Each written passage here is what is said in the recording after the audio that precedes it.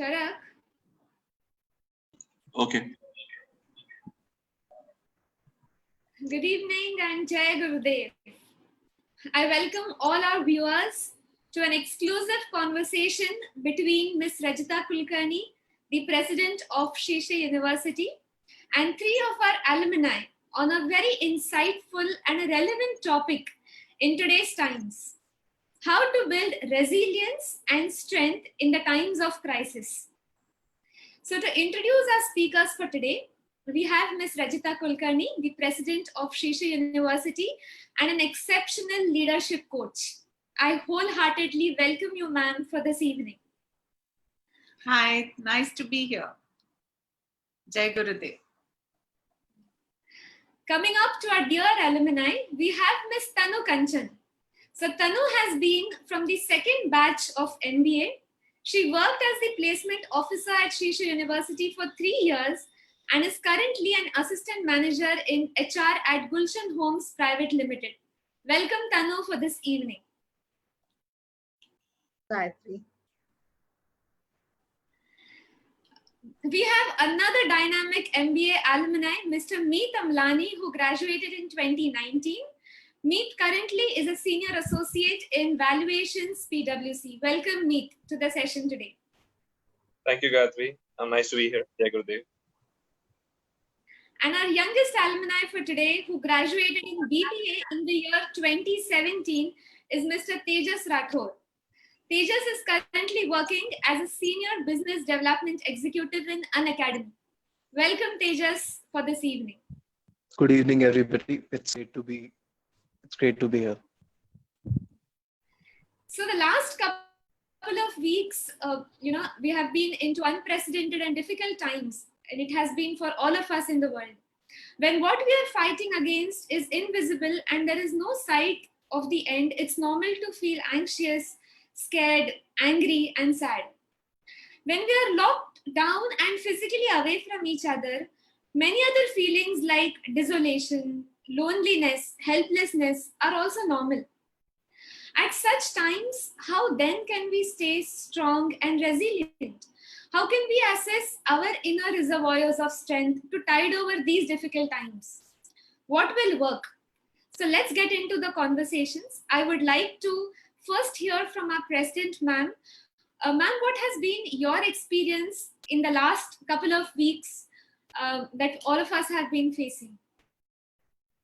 Thanks, Gayatri. And it is so wonderful for me to meet and reconnect back with our alumni and to be talking to so many students and youngsters and people from all around the world this evening through this Facebook Live.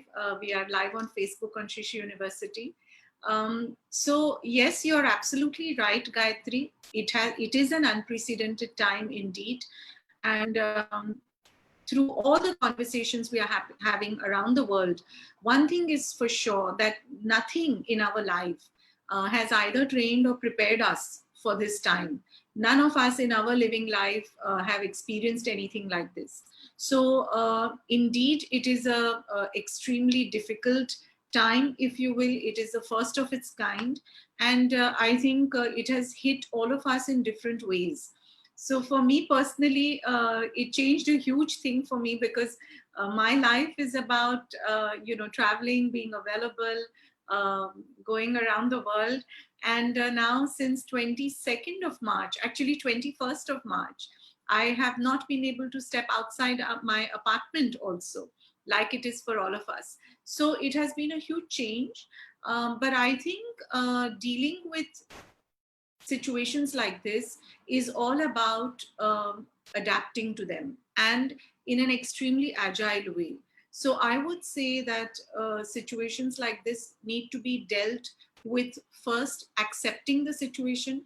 If we for now say that, oh, why is this happening? How can it happen? Why am I feeling like this, feeling like that? How can this go wrong? How can that go wrong? It's not going to help us. This is what it is. So first step, I would say, is accept. Gurudev has always said to us, accept the situation as it is. So this is the time for us to apply that knowledge. So first is accept. Second is to adapt. I can see that the whole world is adapting. For us in Srishi University, within 3-4 days of the shutdown, we went online. Today, we've become a 100% virtual university. All classes are happening online. Exams have started happening online. And our faculty members, students, everybody has embraced this change in such a fantastically rapid way. And that adaptability is very important. So second, I would say, is adapt. And third is do it with agility. See, this period is for this period. So if you say, okay, in June I will do this, who knows, the time in June will be different, the situation will be different. So with great agility to respond to what is the need of the hour. I think personally, to a great extent, I have been able to do that. I'm doing a lot of online, we are doing a lot of sessions online. I'm personally participating, speaking in a lot of online conferences, webinars. All our meetings have gone online.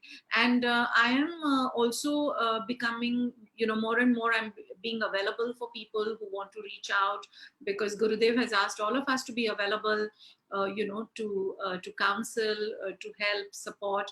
I even taught 2 Art of Living silence retreats online. So I feel happy that, I was able to adapt to this situation in a very fast, agile manner. And I think what helped me greatly is, to see how Gurudev himself has done it. He has gone completely online, and we are so lucky that twice a day he's guiding live meditations for us. As of yesterday, about 2 million people are joining for each meditation. He's doing a lot of knowledge online. He's interacting with all sections of society online.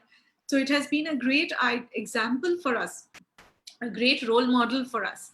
So yeah, that is what is happening, Gayatri. So the 3 A's: accept, adapt, and agility. I think that's really, really deep. So I would request now Ms. Tanu Kanchan to ask her question. Thank you so much, Gayatri, and thank you so much, ma'am, for giving us this opportunity to be there with you on this call and share our uncertainties that we have and clear our doubts that what we are facing in the market at current situation. And you being, I'll start off with something which is very inspirational to all of us, specifically we female working women who are there. And you have been such a inspiration to us always, that being such a great leader and handling everything at home. So there are some things that these working women, we specifically, we are facing a lot of imbalance between finalizing the balancing the expectations of working at home and working from home. So what do you suggest? How do we manage and how do we balance these expectations of doing all of those things together? Yeah, you are very right, Tanu. It is, I think it is, of course, a challenging time for everybody. But it is true indeed that for women who, at least in our country, in India, are the principal caregivers at home, it is also a difficult time. In fact, last week, the Women's Leadership Forum, Charchika, or Srishi University, we had a Zoom meeting with all the women faculty and team members of Srishi University. And for this reason only, for allowing everyone to share how they are managing the situation. Many have now little children at home who are also studying from home. Elders are at home, plus they themselves have to do, in our case, the classes online. So yes, it is indeed difficult. So what I would say, Tanu, is we should not get overwhelmed by it. What I shared with all our team members also is, don't be too hard on yourself. This is a time when I think everybody will understand if, you are not able to maybe deliver 100% or more than 100% of what your deliverables are. Of course, we should all strive towards it. But if there are emergencies at home, if there are emergencies in our neighborhoods, I think this is possible. It is a time when I think everybody is more compassionate and more accepting. So I think number one, we should do that for ourselves. A, don't be too hard on ourselves. B, I would say, set small goals for every day. I personally do that. Sometimes what happens is that you try to do too many things, and then if the day evolves and you don't land up doing them, then you feel so bad that, oh, I didn't do anything. So think of 2 or 3 big things for both parts of our life, for work and also for home. And if you can do those 2, 3 big things that you decided, I think it's been a good day. So I would say set small goals. And third, I would say, is a time to be, again, a little more accepting of the situation. Everybody is probably a little bit on tenterhooks. So not to take things too much to heart. I think people are also going through some anxieties and fears. So some emotions may come out, some, unwanted sort of words may come out. So I would say not to take it too much to heart and to just move on. I would say these few things might help. Great, great. Thank you so much, ma'am. And it really helps, because these 3 things that you are sharing, these are something which are very important to look forward to. Yeah. And it will help a lot, I think. Yeah. So I think I'll request Meet to go ahead with the next question, I guess. Yeah. Hi, Tanu. Hello, team. Thank you so much, Tanu, for this opportunity. Thank you, Gayatri, and thank you, ma'am, for coming up on live and allowing me to participate in this conversation on how to build up resilience and strength in the time of crisis. I had one question for you. Before we dive deep into the whole conversation, I was wondering myself, how do I define crisis? Because see, we are sailing really well, as you just mentioned, that we are having virtual classes, and the whole of the university went live from the 21st of March, probably. So, like, how do I define a crisis? Are all challenging situations a crisis, or crisis may call for something more? I was keen on knowing this from you or from your side. Yeah, very good question, Amit. What is a crisis, right? In fact, in our Transformational Leadership for Excellence program, TLEX, that we teach all around the world, where we also teach techniques of meditation and breathing and mindfulness techniques. One thing we always say, and we actually go quite deep into this concept of what is stress, right? Stress is the gap between the situation and your perception of your ability to deal with the situation. So, for example, for you, maybe trekking up a big mountain may not be a big problem if you are fit and athletic person. But for somebody else, maybe that is a problem. But for someone else, maybe making 100 chapatis at home is not a problem, but maybe for you, that is a problem.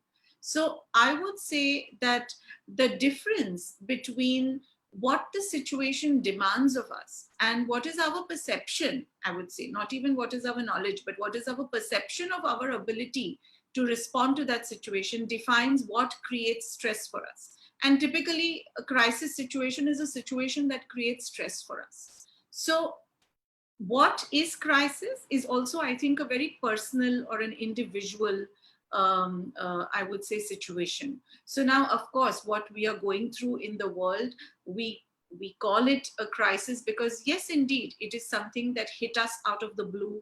It hit us in a way that we didn't expect it. We didn't know how to respond to it.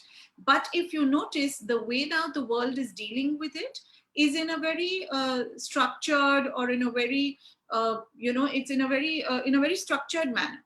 And so therefore, what might begin as a crisis may not land up continuing to be a crisis.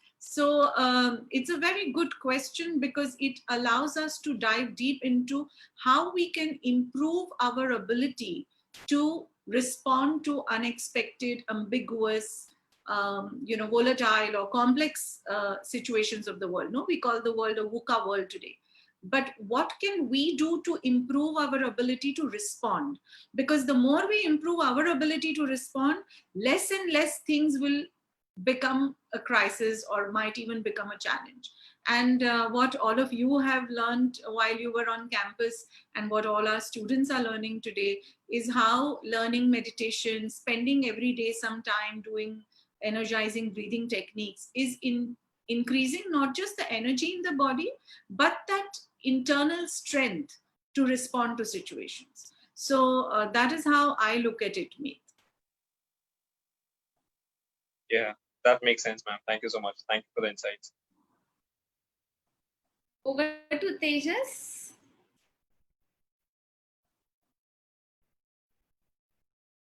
Good evening, ma'am. Good evening, everybody. And first of all, thank you so much for doing this session and letting me be a part of this discussion.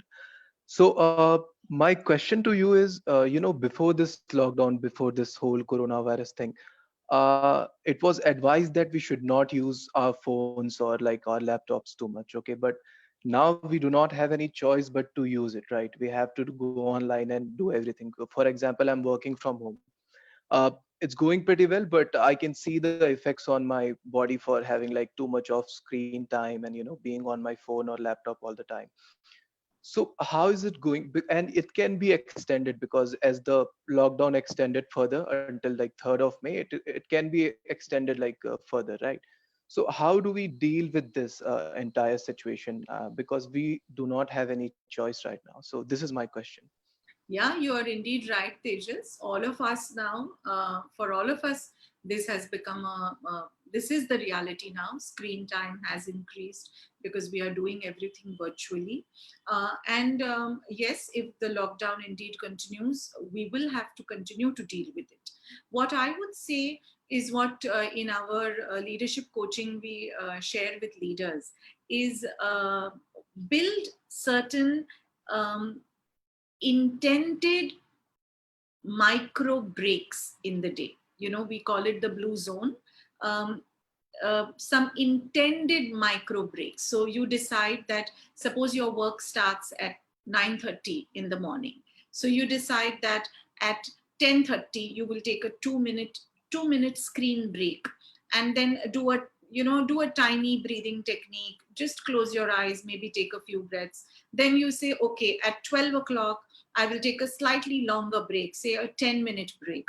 Do another, close your eyes, shut your computer, focus on yourself again, take some breaths, or go out, get some sun, get some fresh air. If you can't even go out, open the window, put your head outside the window.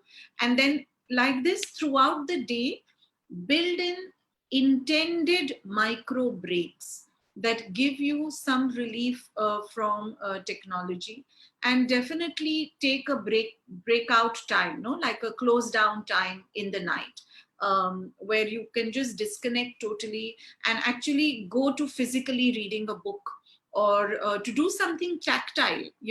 I must share with all of you that what I have found very relaxing is I have started doing cartoon cards. I mean, it just started by itself because it was my little nephew Ishan's birthday, and I thought, I can't even meet him. What can I do? So I just sat and I made a card, and it turned out quite good. So I made another, and I made another, and I'm realizing that throughout the day, if I take 2 minutes, 5 minutes here and there, and just do something like this, it is giving a good relaxation to the mind. And of course, our morning practice of daily practice of meditation, sudarshan kriya, some physical activity will definitely help. And also there are a lot of eye exercises, a lot of head exercises. Our Shri Shri Yoga teaches subtle yoga, desktop yoga, that can be done, which can give a good relief to the head region. So all of this we have to incorporate in our daily schedules now to help us till we are out of this situation. Thank you so much, ma'am. That was really helpful, and I hope that everybody who's watching this, including me, is going to, it is going to help all of them. Yes. Yeah. It's indeed very, very helpful, ma'am, because so many of our students who are currently doing live classes and then on digital frames really needed this. Thank you so Right. much. Coming up next to Tanu. Tanu, can you ask your next question? Yes, yes. Thank you, Gayatri. So, ma'am, my next question over here, I think it was very much related to what Tejas asked, but something from the corporate side as well, that since the future seems so uncertain, and once everything is opening up, and once the whole thing you know opens up, and the situations will be very different. The buying patterns of the customers, the behaviors of them will be so different. So what do you suggest to the current generation, to the youngsters who are mostly millennials, that what should in this time they should opt for the skills so that they are well prepared of the coming time, of the coming future? Yeah, you're absolutely right, Tanu. The unfortunate part or the real part is that nobody really knows how much the impact of this big pandemic is going to be. All are now forecasting or basically based on their own understanding of the situation, kind of predicting what might happen, but nobody really knows how it will turn out. Some people are saying that the effect of this can last from 12 to 18 months. Some say maybe 24 months, some say little less. So, nobody really knows how it will turn out. So, when you don't know what will turn out, you can't prepare for it, right? But what I feel, we definitely, all of you, and this is to all our alumni and all those who are of your age, young in the workforce, I would say be prepared for any kind of uncertainty.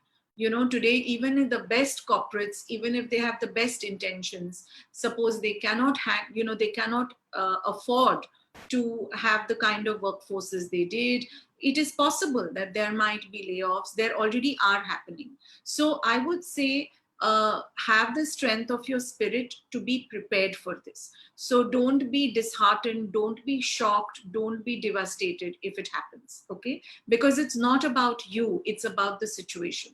Because if you allow it to affect you too much, it can affect your self confidence, it can affect your self worth. You should not let that happen. So firstly, be prepared for what could be the worst situation that can happen to you in the industry that you are. Number two, uh, assume something happens that you have to be let go, or maybe more people are made flexi hours or part time. Think of how you will use the time to upskill yourselves. Already in all the conversations we are having with university leaders, all of us are thinking of how we can introduce short-term programs for helping the workforce upskill, because all of us anyways need to upskill, but now it might become a more of forced thing for us. So think of how, in case this happens, what will you do to upskill yourself? What will you do to upgrade yourself? I would say that's the second thing. And third thing, most important, is stay optimistic. Any cycle that goes down, it comes around, it comes back up. So this is not about you personally, it is going to affect the whole world. It is affecting the whole world in different measures. So don't take it personal, and be a little patient for the tide to turn. It will turn. Gurudev always says, have a big context of life. See, when you have a big context of life, it allows you to little bit cool down. It allows you to little bit calm down, that it's okay, this time will change, and it will change. So do make the most of it, upgrade yourself, upskill yourself, make more become part of networks, forge new friendships, relationships. Hundreds of webinars are happening online now. Participate in them, learn, read, use the time to read, and prepare yourself when to be ready to jump in when the tide turns. so that it's like the habit of sharpening the saw, right? Stephen Covey said, sharpen the saw. It's a good time now to sharpen the saw. Gurudev has been through his daily conversations with us, has been urging everybody, learn new languages, learn new skills. He gave a call to men to learn to cook and to cook at home. So let's take this time positively and really meet it head on. When you meet something as an adventure, even that journey of going through it becomes more joyful. But if you meet it or you treat it like a challenge, then it feels more arduous. So I would say this. Thank you so much, ma'am, because you are absolutely right that we should stay optimistic, and your words and your the way you say, it's been so inspirational that I think it will really boost our whole and encourage us to face the situation in a very positive way. Nice. Thank you so much. Over to you, Gayatri. Yeah. Meet, can you ask your next question? Yeah, sure. Thank you so much, Gayatri. Thank you so much, ma'am, for addressing Tanu's question. Actually, that was my next question was in somewhere in that form as well, because I was going to ask, how do you suggest that the alumni of Shri Shri University hold up to their footing in the industry? But I guess you answered and covered the whole thing pretty well, and that was really insightful for me and for others as well. Actually, the second question of mine was a two-part question. The first one you definitely answered. The second thing was, ma'am, a lot of B schools, I mean, all the B schools have placement cells, and I myself was a part of the student placement committee at Shri Shri University. And these days, during this unforeseen situation of COVID-19, all the connections of most B schools with the corporates are strained. So, how do you suggest that current students cope up with such a situation? Yeah, it is indeed a challenging situation, Meet. And our current batch, and like ours, all students who are graduating this year from any program, from anywhere in the world, are affected by it.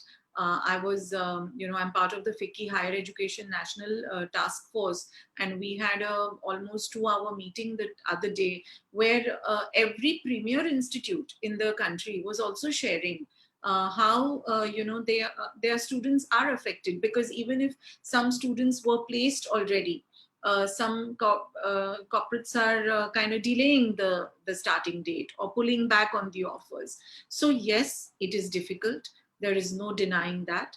But as I said to Tanu, I think it is the same thing that applies here. We should not take it personally. Nobody should feel that, oh, maybe I'm not good enough, that's why I'm not getting placed. No, this is not about you. It is about the situation around you. So don't take it personal. Don't let your confidence be affected. Secondly, be patient. Things will change, things will turn around, and things will become better. And third, if you have to wait till then, as I said, upgrade yourself, upskill yourself, don't waste your time. I think time is our biggest wealth. Use your time judiciously, and things will improve. And from our side, I can say that our placement cell, our placement officers, though everybody is in lockdown, is doing so many efforts and reaching out in such a huge way to the industry even today, that even during the lockdown, so many of our students are getting placed day after day. I think we have reached almost 75-80% of our placements for this year.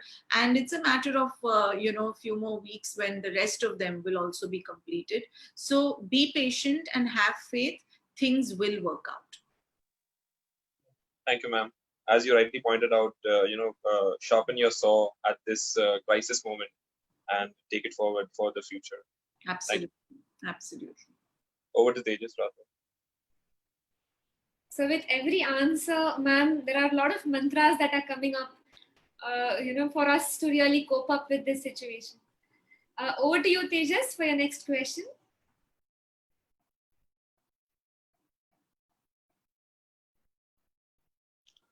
Hi. So my second question is, ma'am, that like before this lockdown, a lot of people used to say that, we want to do this, we want to do that, but we do not have time. Okay, but now that they have ample time, okay, especially those like who are not working in a essential field, right, who do not have anything to do right now related to their jobs or their businesses. Okay, so they have ample time right now. So uh, like how should they motivate themselves to do something? How should they prioritize on things that they want to do? Because I know a lot of people, and they said the same thing, most of them, that we used to say we do not have time for anything. Okay, now that we have time, we are not doing anything, we're just passing time.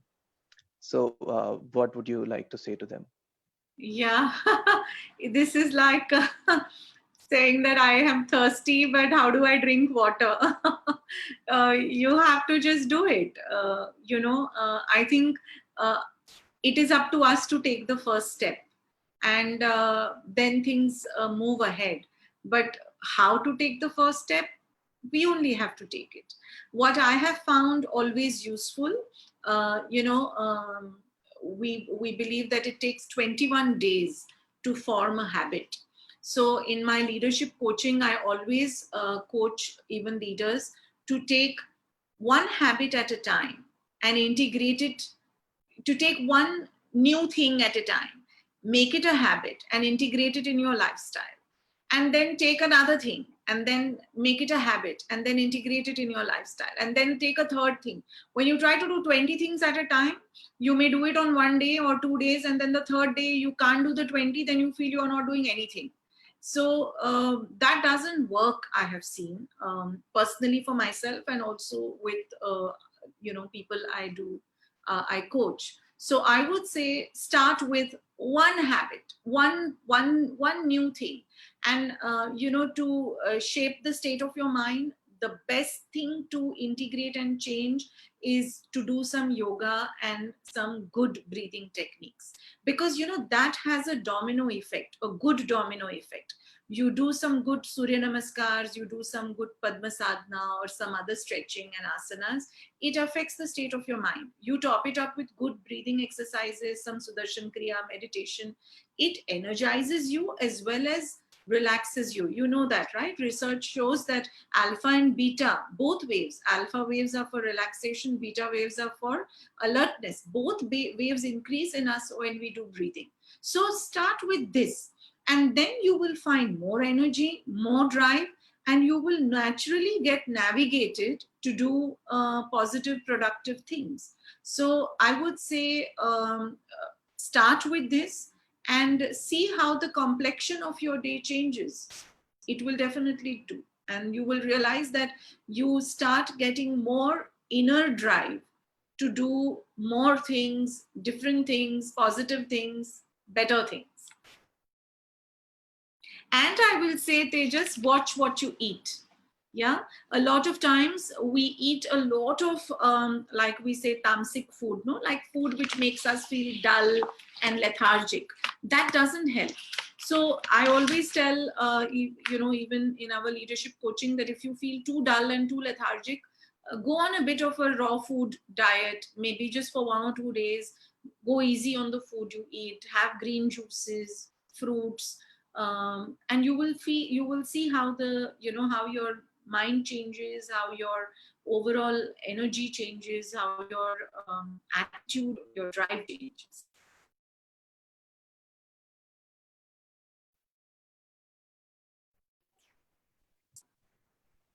Over to you, Tanu, for your next question. Thank you so much, Gayatri. Ma'am, my next question is something which is very specific to my domain area.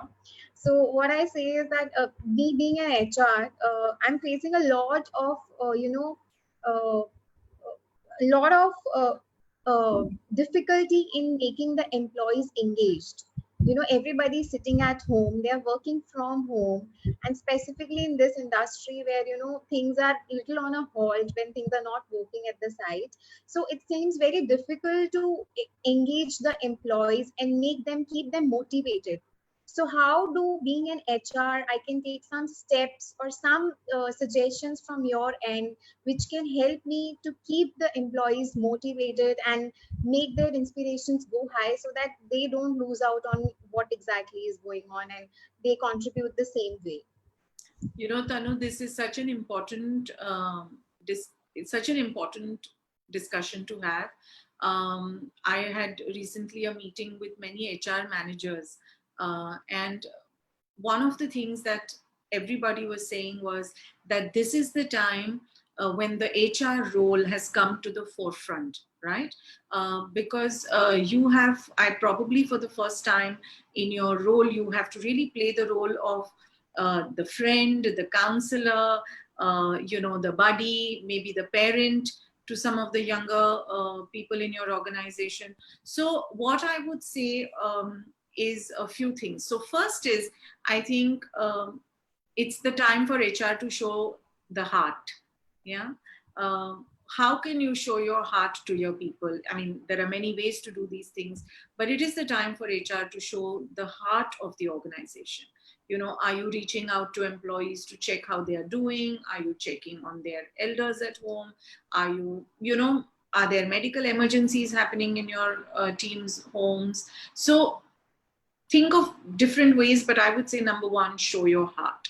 Number two, and which is what we are also doing in Shishu University, is in apart from doing meetings and Zoom calls for work related things, at least once in a couple of days, reach out to your employees to find out just how they are doing. Just are they fine? What's going on at home? Just simple conversations. Because remember, when we are at work, we meet at the coffee machine or we meet at the water dispenser, we walk across each other's cubicles and just have small talk. And that small talk today has gone out of our lives because we are not meeting each other in person. So think of it like our chit chat at work and do some of those. I think it just relaxes relaxes people and relaxes, just makes them little more, I think, I think it just relaxes people. So I would say number two, do this. Number three, I would say do fun things online with your team. Get together, I don't know, do some culture program, do some, online antakshari, have some fun and games, involve the families. We did one a few days ago, last Sunday, where we had a fun party online with everybody, and it was great. So I would say show your heart. Secondly, reach out to just catch up. Third is involve people in some fun things which are over and above work. And fourthly, I think it is important to address the elephant in the room, that are there going to be changes, are there going to be pay cuts, are there going to be job losses? Now this might be the reality, and I think it is the time for HR to be very transparent, very proactive, very forthcoming, and be available to transparently answer questions of people. I don't know if you have a hotline, maybe start a hotline, and definitely watch out for their mental well-being. Today so many HR CHROs and HR heads are reaching out to Art of Living to conduct well-being sessions, meditation sessions for their team members, and like 1,000-2,000 people are joining for one session, and everybody's looking for that little relief. So make such things possible, make such things available. Maybe you can make some more classes available for people to learn small skills, pottery, other, I mean, of course some of these you need materials and others, but think about what else you can do to help them upskill. So lot of things, lot of work for HR actually, I feel, in this time. And these are few ideas, but I'm sure you all can brainstorm and come with a lot more. That's absolutely correct, ma'am. And of course, as you said, that it's the time for HR to show the heart. And I think it's the emotional connect only which can boost the spirits of the employees. Absolutely. You are absolutely correct. And thank you so much for your inputs, ma'am. This was really insightful, ma'am, because I have been a part of one of the fun session, and it was really very relaxing to all our employees from home who are watching us. Yeah. Gayatri, are there any questions coming online? We can take some of those also if we have a way to access them. Yes, I have already received a few questions from the other alumni. So once we have questions from Meet and Tejas, we can just go ahead with that. Sure. Hello, ma'am. Hello again. So, as you rightly pointed about the virtual training sessions or interacting sessions, I'll suggest a few which my company PwC has been implementing in these days. We also have something called virtual fitness sessions every morning. The morning sadhana which we do at Sri University, at the group sadhana, the same thing is followed at PwC as well. And we have this competition called Walk and Work competition. The more it's called Walk and Work. Yeah. So whenever you like the more you walk, there's an app, and you register your total number of steps gets registered there, and you are rewarded for the more and more number of steps you've walked throughout the day. Ah, that's a great idea, Meet. Wonderful. Yeah. Thanks for sharing. Yeah. So my ma'am, I'd like to take this conversation a little global and on the macro level. I was reading through your LinkedIn profile, and you specialize in banking, finance, strategy. You were a part of the World Bank, the Citibank, FICCI, CII, everyone. So, like, there's a lot of companies going through, bankruptcy right now, or there are impairments happening for a lot of goodwill companies which have goodwill in their financial statements, and the economy is crushing down like really badly. You've been sailing all these years through 2001 WTC attack, 2008 Lehman Brothers fiasco, and the oil price was through 2014, and the oil price war which is going on right now. What have you seen through, like, how does companies deal with such situations, and we as consultants, how do we take it ahead at this macro level? Yeah, this, I mean, our world has always faced black swan events, and has emerged out of it, scarred at times, cured at times. But this event, what we are going through, is of a much larger scale than any of the events that you mentioned, because all of these events, see, for example, the 2008 financial crisis, it was a financial crisis, economic crisis, which became a real world crisis, right? It started in the financial world, and that affected the real world because people lost homes, people lost jobs, people lost their life savings, all of that. Now, this current crisis is a real world. It started as a medical crisis, which became a real world crisis, and is now becoming a economic financial crisis. So this one is more, it is more real, and it is more all impacting, I would say.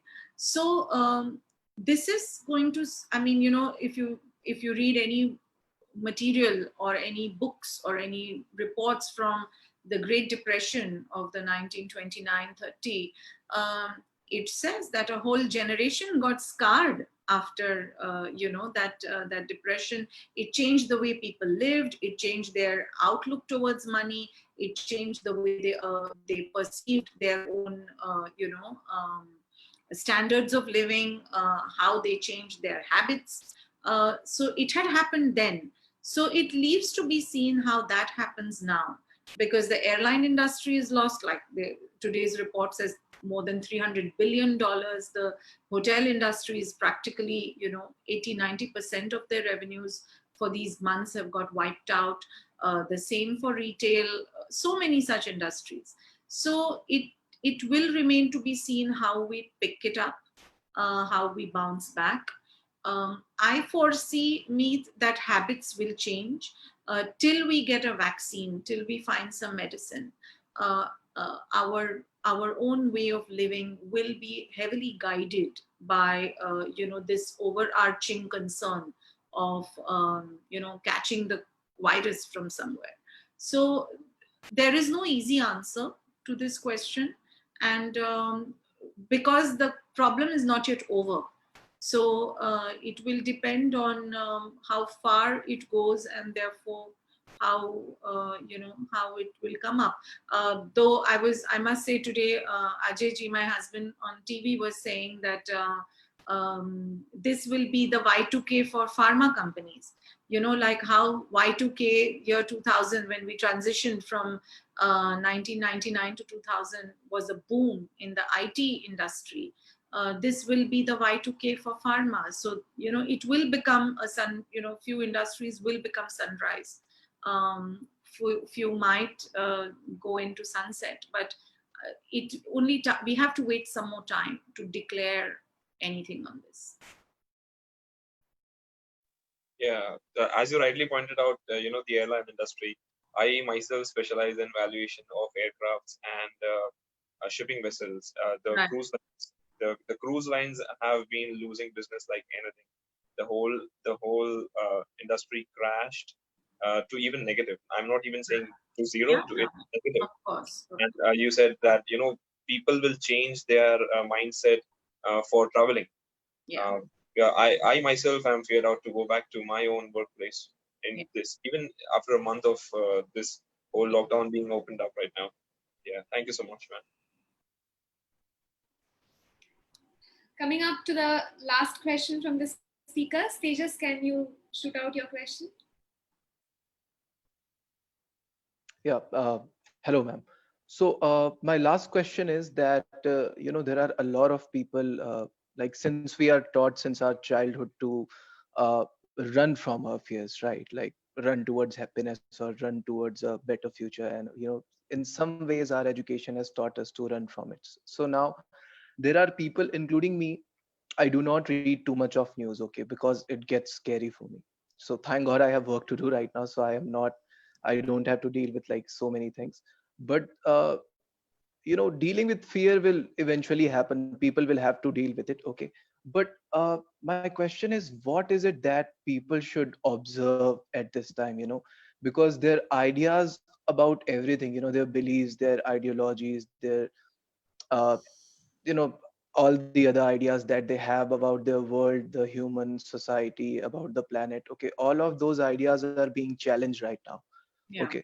So I think this is the best time to observe things. But what would you say, like, how they should observe and what they should observe at a time like this? Yeah, very deep question, Tejas. Um, I think all of us are going through like waves of. Yesterday, I was on this call, and somebody was asking me this question. I was on this webinar that the question was that I'm going through waves of emotion. Sometimes I feel very high and optimistic, and then suddenly, for no reason, I feel anxious, and then suddenly a day comes, I feel so fearful, and and it is okay. When you are in a difficult situation, you are in it. Like if you're in the sea, if you go into the ocean, you will be wet. When more waves come, you might be more wet. When some waves go away, it kind of trickles away the water from you, but you are wet. Only when you come out of the ocean can you then shower and wear neat clean clothes. So Yeah. I would say we are in this ocean right now in terms of this analogy. So don't be fearful to be wet. It's okay. We are all in it together. And which is why, for me personally, it is a huge blessing that Gurudev is doing meditations 2 times a day. It really uplifts me to hear what he says. He has been saying that things will become okay, things will be better actually on the other side. And coming from his space of consciousness, it gives me a lot of hope, a lot of faith, a lot of energy, a lot of strength. So I would say that do meditation, join these live meditations. It will give you a lot of internal strength, and that is what we're talking about. It will make you resilient. What is resilience after all?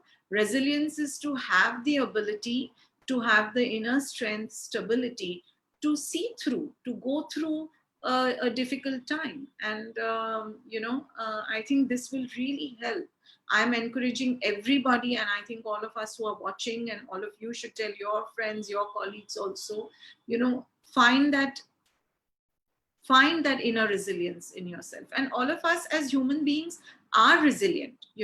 It's sometimes we cannot access that strength in us because it maybe gets veiled by some stress or fear. But when you kind of start relaxing and going deep in yourself, you find that strength, and then that can pull you through.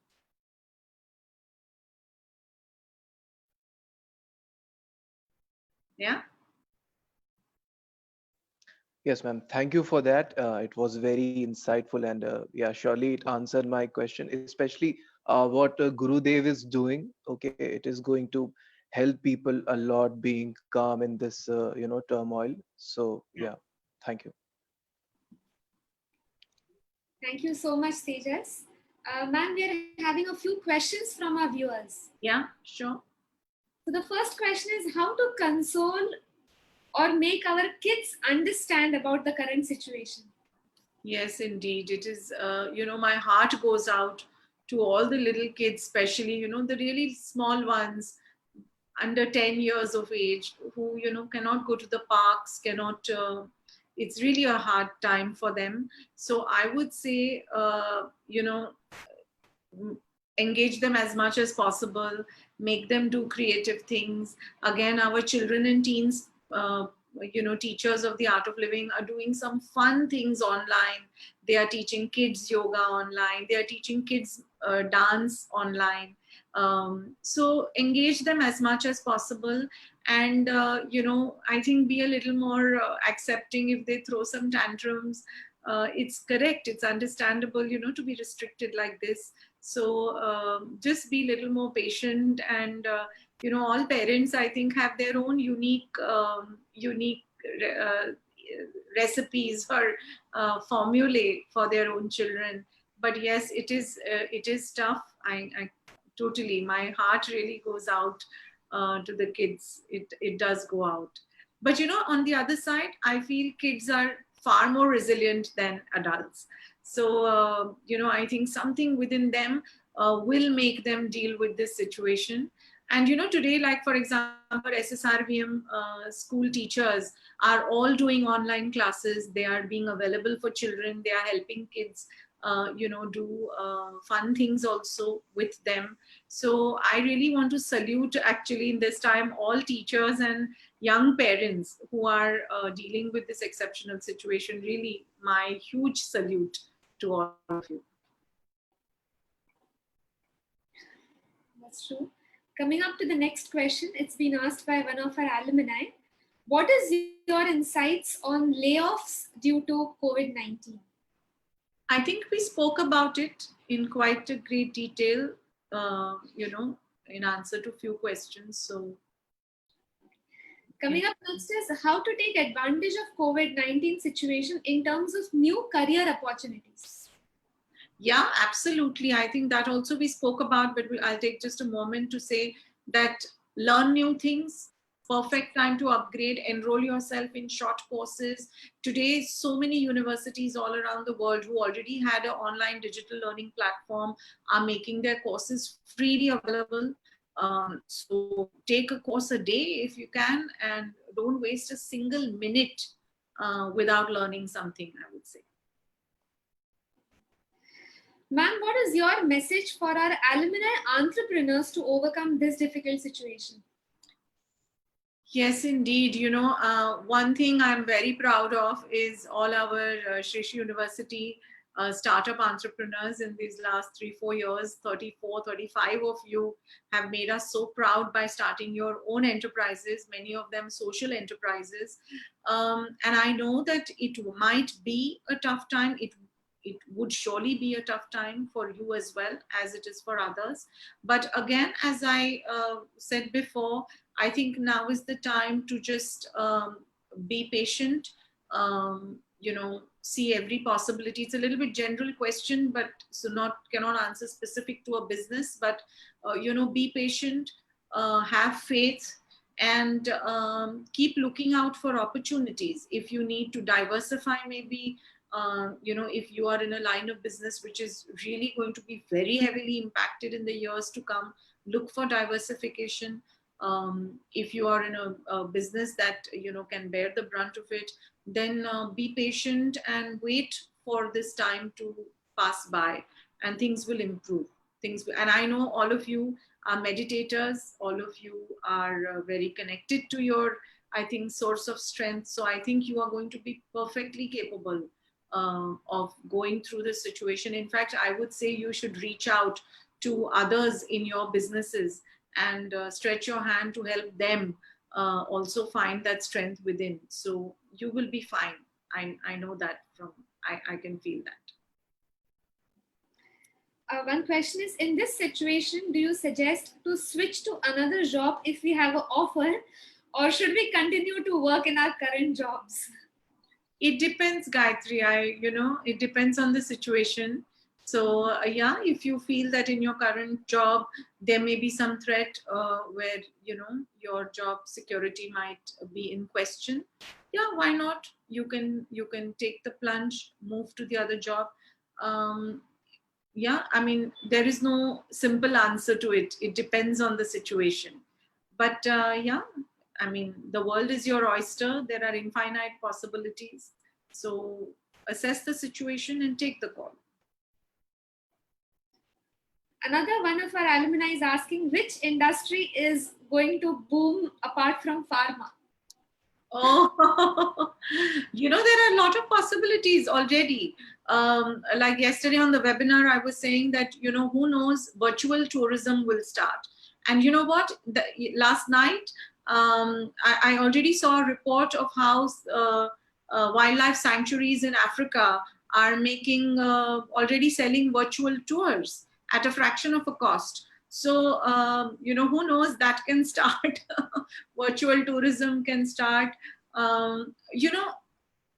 We as human beings will continue to live, and therefore everything that is necessary to nourish our living as a humanity will be necessary in the world, in terms of business or in terms of industry. So FMCG will continue, we will continue to eat, we will continue to wear clothes, we will continue to live in homes, we will continue to partake of healthcare. So things will continue as they are.